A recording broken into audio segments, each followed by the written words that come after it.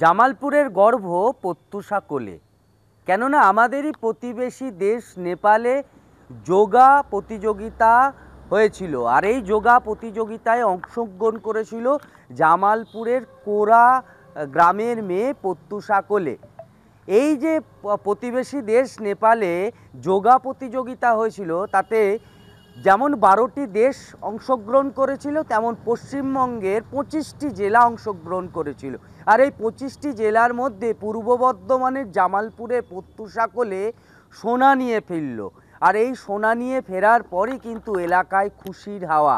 কেননা এই যে কোরা গ্রামের প্রত্যুষা কোলে শুধু জামালপুরের মুখ উজ্জ্বল করলো না, করলো গোটা দেশের মুখ উজ্জ্বল।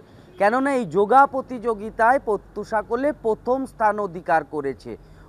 যেমন আজ এই যে পরিবারে জামালপুরের তৃণমূল কংগ্রেসের ব্লক সভাপতি মেহমুদ খান, তিনি সেই পরিবারে ছুটে যান এবং এই পরিবারে ছুটে যাওয়ার পর এই সোনা জেতা প্রত্যুষা কোলেকে যত্ন দিয়ে তাকে সংবর্ধনা দিলেন এবং তাকে আশীর্বাদ করলেন যে আগামী দিনে যেন শুধু জামালপুর নয়, আবারও এই প্রত্যুষা কোলে গোটা দেশের মুখ উজ্জ্বল করে। এই প্রত্যুষা কোলে আগামী দিনে তার যোগা নিয়েই কিন্তু আরও অনেক কাজ করার কথা বললেন। কেননা এই যোগার মাধ্যমে তিনি গোটা বাংলার মানুষকে সুস্থ রাখার কথা বললেন এবং যাতে প্রত্যেকটা মানুষ এই যোগাতে অংশগ্রহণ করেন এবং যোগা অভ্যাস করেন এবং নিজেকে সুস্থ রাখেন, সেই কথা প্রত্যুষা কোলে এখন থেকেই বলছেন।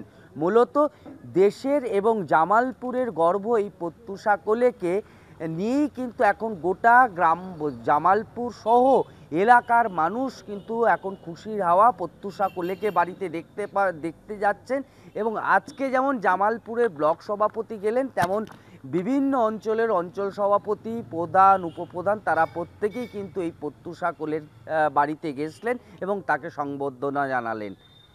তেমনই কিন্তু পূর্ব বর্ধমানের এই যে কোরা গ্রাম, সেই কোরা গ্রামে প্রত্যুষা কোলের বাড়ি থেকে সেই ছবিটাই উঠে আসছে।